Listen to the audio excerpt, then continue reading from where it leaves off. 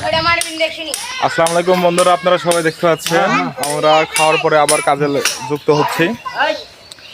আমাদের মহাজন এই মাজারটা গাচ্ছে, আমি সবাইকে দেখাবো কে কোন মিস্ত্রি কোন মাজার গাতেছে, আমি সেটা ভালো করে আপনাদেরকে দেখাচ্ছি। এখন দেখেন, এই যে আমাদের মহাজন এই অল গাতেছে, এই যে আমার বড় ভাই এই গ্যাপটা গাতলো।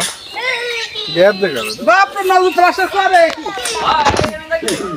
এই যে গ্যাপ, এবার আমি নিজেই গাতেছি এই গ্যাপ। এটা হচ্ছে রান্নাঘর, আমি মিডিলে ছিলাম।